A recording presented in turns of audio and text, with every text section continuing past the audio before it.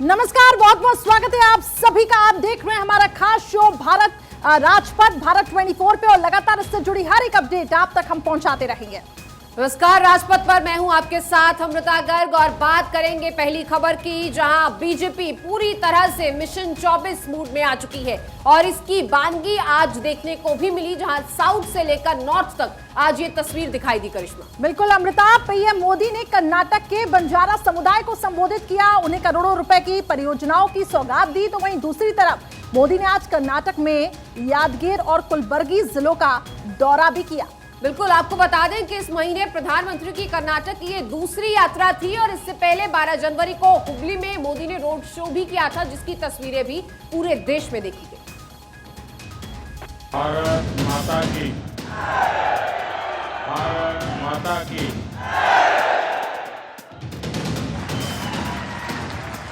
अभी 50 mission south पर PM Modi, Karnataka को सौगात, बंजारा की बात। हाथ जोड़ी रामनानी। मिशन लोकसभा मोड में पूरी तरह से आ चुकी बीजेपी के लिए गुरुवार का दिन बेहद अहम रहा। पार्टी के दो वरिष्ठ नेता पीएम मोदी और बीजेपी अध्यक्ष जेपी नड्डा ने मिशन 2024 का आगाज किया। एक ने साउथ को साधने की कोशिश की तो दूसरे ने नॉर्थ पर फोकस किया।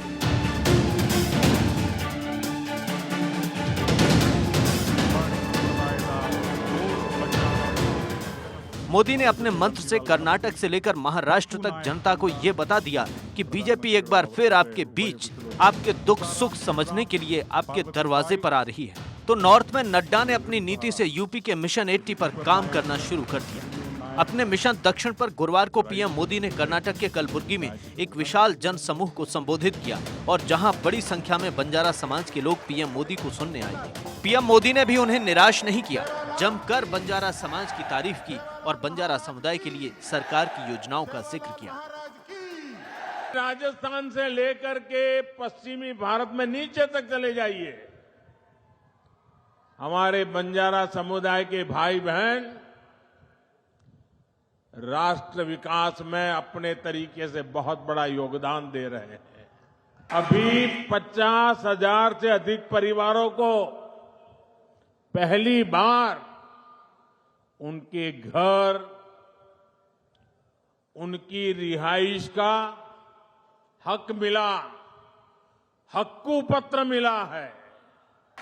कर्नाटका सरकार ने 3,000 से अधिक तांडा बस्तियों को राजस्व गांव का दर्जा देने का बहुत ही महत्वपूर्ण निर्णय लिया है।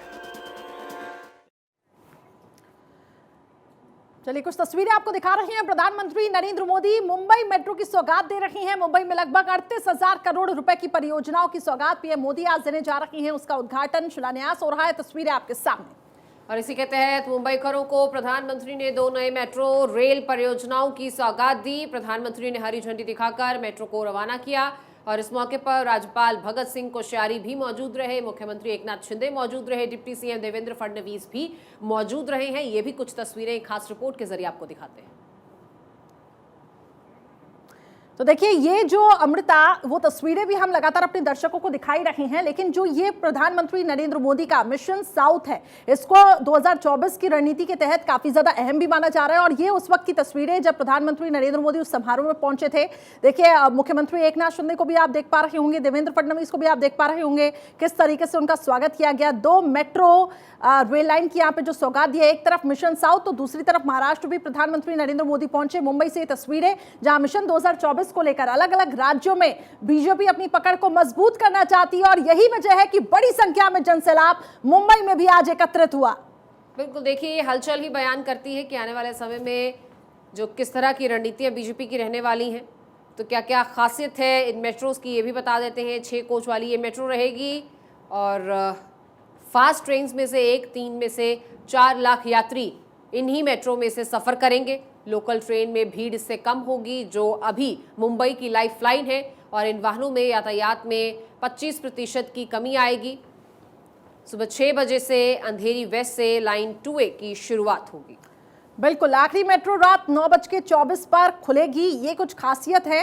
लाइन 7 पर पहली मेट्रो गुंदावली स्टेशन शुरू होगी। वो डिटेल्स आप तक हम पहुंचा रहे हैं कि पहली मेट्रो की शुरुआत सुबह 5:55 पर होगी। यानी कि एक तरीके से हम कह सकते हैं कि जो मेट्रो में अब तक जो भीड़ भाड़ देखने को मिल रही थी, उससे कहीं ना कहीं थोड़ी निजात मिलेगी। और प्रधानमंत्री नरेंद्र मोदी ने आज 2 मेट्रो लाइन का जिस तरीके से सौगात दी है, 6 कोच वाली ये मेट्रो है। 2 तस्वीरें आपको दिखा रखी हैं। पहली देखिए, मिशन महाराष्ट्र हम एक तरीके से कह सकते हैं। मुंबई की ये तस्वीरें, प्रधानमंत्री नरेंद्र मोदी वहां पहुंचे। और दूसरी तरफ तस्वीर आप देख रहे हैं, मिशन साउथ को साधने में प्रधानमंत्री नरेंद्र मोदी जुटे हुए हैं। और यही वजह है कि बड़ी संख्या में देखिए वहां पे लोगों का वहां पे जमावड़ा, और किस तरीके से लोगों के अभिवादन को स्वीकार करते हुए पीएम मोदी। बिल्कुल, देखिए 2023 में कर्नाटक में चुनाव भी हैं और इन्हीं चुनावों को लेकर तैयारी जो है वो की जा रही है। और जिस तरह से हम लगातार अपने दर्शकों को बता रहे हैं कि एक ही महीने में 2 बार ये रैलियां प्रधानमंत्री नरेंद्र मोदी की हो चुकी हैं। तो 2 तस्वीरें लगातार आपको अपनी टीवी स्क्रीन पर दिखा रहे थे हम। अब बात उत्तर प्रदेश की करते हैं। उत्तर प्रदेश दिल्ली की सत्ता का द्वार है और केंद्र में काबिज बीजेपी इसकी किलेबंदी में कोई भी कोताही फिलहाल नहीं बरतना चाहती। देखिए, मिशन 2024 के लक्ष्य में मिशन 80 बीजेपी का सबसे बड़ा टारगेट है। और इसके लिए बीजेपी ने 400 दिन पहले चुनावी बिगुल फूंक दिया है। बिल्कुल, दक्षिण और पश्चिम में जहां प्रधानमंत्री नरेंद्र मोदी ने मिशन 2024 का बिगुल फूंका, तो वहीं नॉर्थ में नड्डा यूपी से इसकी शुरुआत करने जा रहे हैं। देखिए,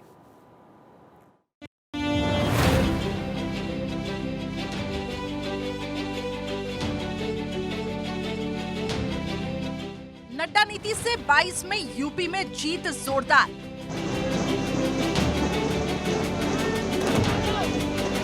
चौबीस के लिए काशी से मिशन 80 की हुंकार।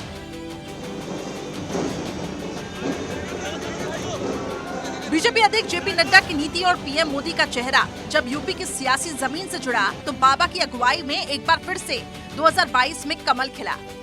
अब एक बार फिर यूपी से बीजेपी ने दिल्ली की सत्ता के लिए सियासी बिगुल फूंका है, क्योंकि दिल्ली का रास्ता देश की सियासत में यूपी से ही निकला है। लिहाजा पीएम मोदी साउथ और वेस्ट, तो जेपी नड्डा ने नॉर्थ का रुख कर लिया। गुरुवार देर शाम जेपी नड्डा काशी पहुंचे।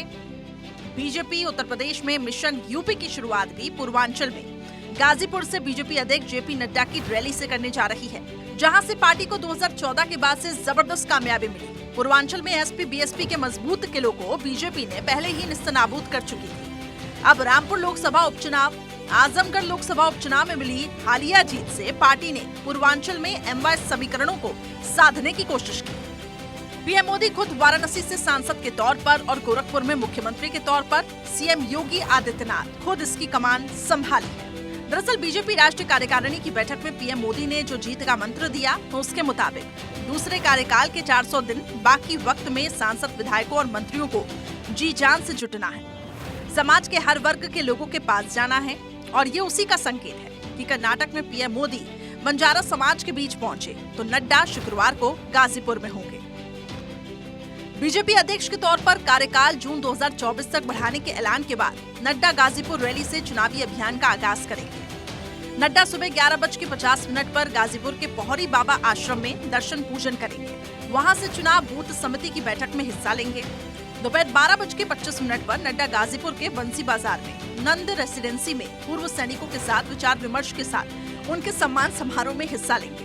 दोपहर 1:30 बजे ITI मैदान गाजीपुर में उनकी बड़ी रैली होगी। इससे पहले गुरुवार को यूपी पहुंचने से पहले बीजेपी अध्यक्ष जेपी नड्डा 2 दिवसीय पश्चिम बंगाल दौरे पर थे, जहां नड्डा ने नादिया जिले के इस्कॉन मंदिर जाके दर्शन पूजन किया। जेपी नड्डा बुधवार रात को कोलकाता पहुंचे थे। अपने नादिया जिले के दौरे पर जेपी नड्डा ने संगठन और कई जनसभाओं में शिरकत की।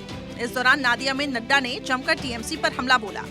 नड्डा ने कहा कि यहाँ मतदाताओं को चेतावनी दी जाती है कि अगर चुनाव में कमल का निशान दबाया तो सबको जेल भेजा जाएगा।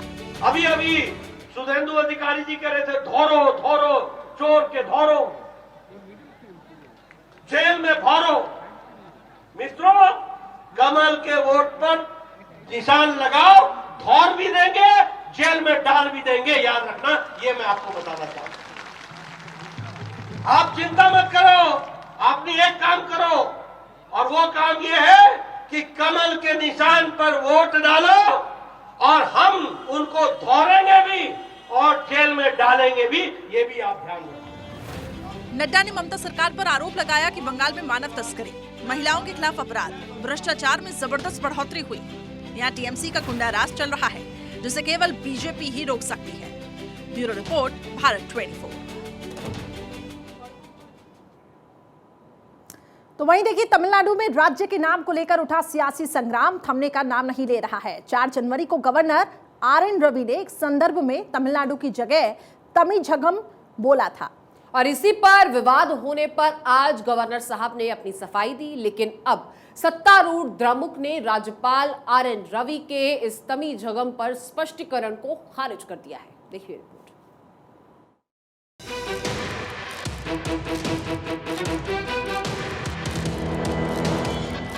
तमिलनाडु के नाम पर सियासी तहलका, गवर्नर की सफाई, नाम बदलने की नहीं मंशा। तमिलनाडु में राजभवन में 4 जनवरी को आयोजित एक कार्यक्रम में राज्यपाल आरएन रवि ने तमिलनाडु को तमिझगम कहा तो सियासी गलियारों में हंगामा मच गया। कांग्रेस से लेकर सत्ताधारी दल डीएमके ने सवाल उठाए कि क्या राज्यपाल के पास राज्य का नाम बदलने का हक है, वो भी बिना किसी बड़ी वजह के। डीएमके ने दावा किया कि राज्यपाल का कहना है पिछले 50 सालों में द्रविड़ दलों ने राज्य की जनता के साथ धोखा किया है। कांग्रेस ने गुरुवार को मार्च निकाला और गवर्नर आरएन रवि का इस्तीफा मांगा। 4 जनवरी की इस घटना के बाद से हर दिन विवाद बढ़ता ही गया। मामले को तूल पकड़ता देख अब राज्यपाल ने एक पत्र जारी कर सफाई दी है। पत्र में लिखा है कि 4 जनवरी को राजभवन में काश तमिल संगमम के स्वयं सेवकों को सम्मानित करने के लिए आयोजित कार्यक्रम में ऐतिहासिक सांस्कृतिक जुड़ाव पर विचार करते हुए मैंने तमिझगम का उल्लेख किया, क्योंकि ये इतिहास से जुड़ा मामला था और उस समय कोई तमिलनाडु नहीं था, इसलिए ऐतिहासिक सांस्कृतिक संदर्भ में मैंने तमिझगम का उल्लेख किया था। दरअसल इस विवाद की वजह है राज्य का नाम। राज्यपाल ने अपने अभिभाषण में राज्य के नाम को तमिलनाडु की जगह तमिझगम करने की बात कही। उनके इस बयान पर सत्ता साम डीएमके और उनके सहयोगी दल कांग्रेस और विदुथलाई चिरुथगाल काची ने विरोध करते हुए हंगामा शुरू कर दिया था। दरअसल तब राज्यपाल ने कहा था कि तमिलनाडु को लेकर एक अलग तरह की सोच विकसित हो गई है। जब भी कोई चीज पूरे देश में लागू होती है तो तमिलनाडु का जवाब होता है नहीं। ये एक आदत सी बन गई है। इस पर काफी कुछ लिखा गया है जो गलत और घटिया है। ये सोच बदलनी चाहिए। सच की जीत होनी चाहिए। तमिझगम इसे कहने के लिए अधिक उपयुक्त शब्द है। गवर्नर आरएन रवि के इस बयान पर सत्तारूढ़ पार्टी डीएमके और उनके सहयोगी दल कांग्रेस और विदुथलाई चिरुथगाल काची वीसीके ने विरोध जताते हुए हंगामा शुरू कर दिया था। राज्यपाल को गेट आउट के पोस्टर तक भी दिखाए गए थे। Bureau report, Bharat 24। तो प्रधानमंत्री नरेंद्र मोदी ने महाराष्ट्र को मेट्रो की सौगात दी है और इस लम्हे को, इस पल को और भी खास बनाते हुए खुद इस मेट्रो में सफर करते हुए नजर आ रहे हैं। और जिस तरह से इनका अंदाज रहा है करिश्मा, हम देखते आए हैं कि युवाओं से, नौजवानों से, विद्यार्थियों से बातचीत करने का कोई मौका प्रधानमंत्री छोड़ते नहीं है। जिस तरह के कोई भी मौके मिलते हैं तो उसको इनकैश जरूर करते हैं और यही तस्वीर हम देख रहे हैं। मेट्रो में सफर करते करते युवाओं के साथ बातचीत कर रहे हैं। बिल्कुल ठीक कहा आपने और यही उनकी खासियत है। दरअसल जो कनेक्ट वो लोगों के साथ बनाते हैं, बच्चों के साथ, युवाओं के साथ, बुजुर्गों के साथ। और ऐसे में ऐसे ही प्रधानमंत्री नरेंद्र मोदी ब्रांड नहीं बने हैं और यही एक वजह है कि बीजेपी इसका फायदा भी लेती है। और यही वजह है कि आज मिशन मुंबई तो दूसरी तरफ मिशन कर्नाटक में प्रधानमंत्री नरेंद्र मोदी, जो कि एक बड़ा चेहरा बीजेपी का, पहुंचा। इससे पहले हमने देखा था गुजरात में जिस तरीके से प्रधानमंत्री नरेंद्र मोदी के चेहरे के ही बल पर एंटी इनकम्बेंसी होने के बावजूद भी बीजेपी ने प्रचंड बहुमत हासिल की। और बीजेपी जो अभी हाल ही में कार्यकारिणी की बैठक हुई थी, बीजेपी लगातार मुद्दों को लेकर जनता के बीच जाने की कोशिश कर रही थी कि आखिर 2023 और 2024 को फतह कैसे करे। और ये वो तमाम मुद्दे कि विकास को लेकर बीजेपी हमेशा आगे बढ़ी है, तो जनता तक विकास हम लेकर जाएं, विकासों परियोजनाओं की सौगात दें। और यही वजह रही है कि बीजेपी की तरफ से प्रधानमंत्री नरेंद्र मोदी, एक बड़ा चेहरा, इस वक्त मैदान में डटा हुआ है। एक तरफ आप तस्वीर में देख पा रहे होंगे एकनाथ शिंदे को भी मेट्रो रेल लाइन की जो सौगात दी गई है, राज्यपाल को भी आप देख पा रहे होंगे। तो निश्चित तौर पर जो विकास की रफ्तार है, बीजेपी कहीं ना कहीं उसको वोटों में भी तब्दील करने की कोशिश कर रही है और यही वजह है कि प्रधानमंत्री नरेंद्र मोदी डटे हुए हैं।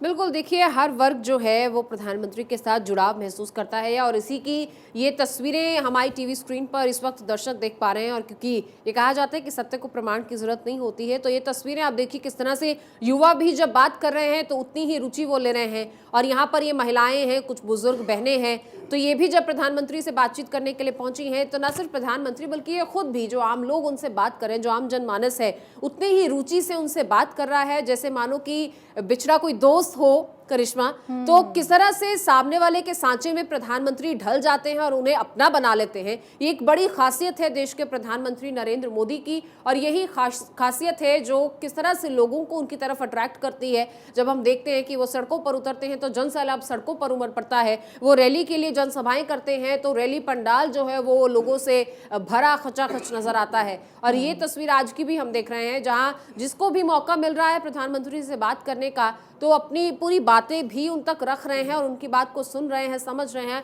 और उसी तरह से बिल्कुल उस वार्तालाप में, उस डिस्कशन में पूरी तरह से जो उत्साहित भी हैं और बात करते हुए पूरी रुचि भी ले रहे हैं। बिल्कुल, और ये जो कनेक्ट है, जो भावनात्मक जुड़ाव प्रधानमंत्री नरेंद्र मोदी वहाँ के लोगों के साथ बना रही हैं, वो तस्वीरों में साफ बयां हो रहा है। तस्वीरें आपको दिखा रही हैं, देखिए अलग अलग। पहली तस्वीर इससे पहले जो आप देख रहे थे किस तरीके से मेट्रो रेल लाइन की जो दिशा होगी उसको समझते हुए, और इसकी खासियत भी लगातार आपको टेलीविजन स्क्रीन पे दिखा रखी हैं कि आखिर इस मेट्रो लाइन की खासियत क्या होगी, टोकनों की कीमत आखिर कितनी होगी, तमाम वो चीज़ें हैं। लेकिन फिलहाल जो तस्वीरें हैं वो आप तक पहुंचा रही हैं। मुंबईकरों को आज जो सौगात मिली है, ऐसे में उनके चेहरों पर खुशी, उत्साह साफ तौर से देखने को मिल रहा है। और खुद प्रधानमंत्री नरेंद्र मोदी मेट्रो की सवारी कर देखिए किस तरीके से वहाँ के लोगों के साथ बातचीत कर रहे हैं। एक बड़ी सौगात हम कह सकते हैं। एक तरफ कर्नाटक में जहाँ पे सौगातों का पिटारा खोला, तो दूसरी तरफ महाराष्ट्र मिशन मुंबई प्रधानमंत्री नरेंद्र मोदी का।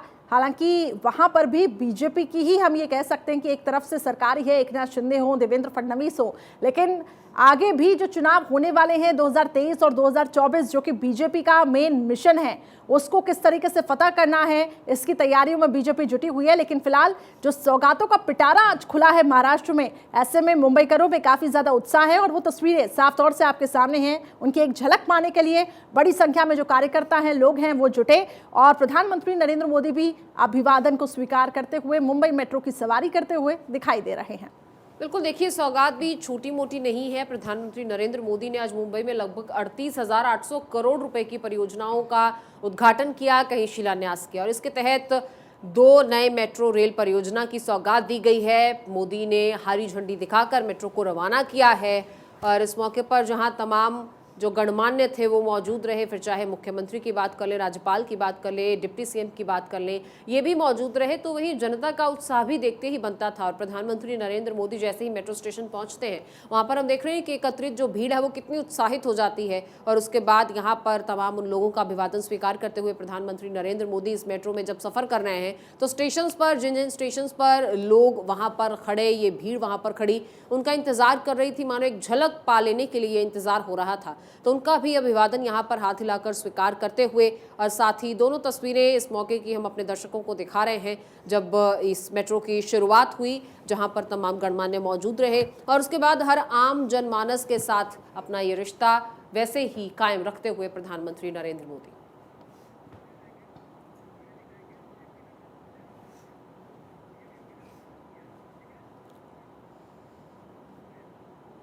तो एक तरफ प्रधानमंत्री नरेंद्र मोदी का दौरा, तो दूसरी तरफ जेपी नड्डा पहुंचे बनारस और सीएम योगी आदित्यनाथ ने, क्योंकि उत्तर प्रदेश के मुख्यमंत्री हैं, मुखिया हैं, उनकी अगुवाई करते हुए, स्वागत करते हुए दिखाई दिया। और तस्वीरें आपको दिखा रही है, बनारस से एक तरफ पहुंचे हैं जेपी नड्डा। हाल ही में उनके कार्यकाल को एक्सटेंड भी किया गया क्योंकि उनकी नीतियों की वजह से और जिस तरीके से कार्यकर्ताओं का उनसे जुड़ाव है, ऐसे में जेपी नड्डा, उनका जो कार्यकाल है वो एक्सटेंड किया गया। एक तरफ वो भी रणनीति बनाने में जुटे हुए हैं और देखिए किस तरीके से अब वहां पे यूपी को साधने के मिशन में जेपी नड्डा वाराणसी पहुंचे। बिल्कुल, ये तस्वीरें अपने आप में बेहद खास हो जाती हैं क्योंकि कार्यकाल में इजाफा हुआ है और उनका जोश, इनका खरोश देखते हुए, जिस तरह से पहले भी भारत 24 ने जिक्र किया था, डॉक्टर जगदीश चंद्र ने जिक्र किया था कि इनका कार्यकाल बढ़ाया जा सकता है, वही एक तस्वीर जो है हमने वो देखी है सच होती हुई। तो कार्यकाल में इजाफा किया गया है, वाराणसी पहुंचे हैं जेपी नड्डा और अब यहाँ पर भी उसी ऊर्जा का संचार इन तमाम कार्यकर्ताओं में करेंगे। यूं तो योगी आदित्यनाथ की बात करें तो बतौर मुख्यमंत्री वो भी अपने सूबे के तमाम जो अधिकारी हैं, तमाम जो मंत्री हैं, तमाम जो विधायक हैं और चाहे काम कार्यकर्ता भी हो, उसमें वो एनर्जी का संचार वक्त वक्त पर करते रहते हैं। तमाम ऐसे आयोजन होते रहते हैं, लेकिन राष्ट्रीय अध्यक्ष का पहुंचना यहाँ पर अपने आप में एक बड़ा आयोजन यूपी के लिए भी और खुद मुख्यमंत्री योगी आदित्यनाथ के लिए भी, और यही कारण है कि वो यहाँ पर उन्हें रिसीव करने, उनका स्वागत करने के लिए पहुंचे हैं। और तमाम शख्सियत भी यहाँ पर और तमाम चेहरे भी कैबिनेट से, कुछ विधायक, कुछ मंत्री और कई अधिकारी भी यहाँ पर पहुंचे हैं उनका स्वागत करने के लिए। तो ये वो तस्वीरें हैं जो अब यूपी में आने वाले दिनों में और छाई रहेंगी और सुर्खियां बटोरते रहेंगे। जेपी नड्डा यहाँ पर पहुंचे हैं, वाराणसी पहुंचे हैं और सीएम योगी ने उनका स्वागत किया है। तस्वीरें आप अपनी टीवी स्क्रीन पर देख रहे हैं। डेप्यूटी सीएम केशव प्रसाद मौर्य भी इन तस्वीरों में आपको साफ तौर से दिखाई दे रहे होंगे। फूलों का गुलदस्ता देकर और शॉल भेंट कर उनका स्वागत किया गया और उनके कार्यकाल को जिस तरीके से बढ़ाया गया है, ऐसे में साफ तौर से खुशी देखने को मिल रही है। निश्चित तौर पर यह दौरा काफी ज्यादा अहम। देखिए, अक्सर कहा जाता है कि गुनाह करने वाला कितना भी शातिर क्यों ना हो, लेकिन वो ऐसी कोई ना कोई गलती जरूर कर बैठता है जिसकी वजह से वह पकड़ा जाता है। और कुछ ऐसा ही एक मामला मुंबई से सामने आया है। करिश्मा, बिल्कुल ठीक कहा। मामला क्या है वो बताते हैं। दरअसल अलग होने के बाद अपनी पत्नियों से मिलने के लिए पार्किंग में खड़ी गाड़ियां चुराने वाले दो चोरों को मुंबई पुलिस ने गिरफ्तार किया है। इन दो चोरों ने कुछ ऐसी गलती की है जिसकी वजह से ये दोनों चोर पुलिस के हत्थे चढ़ गए।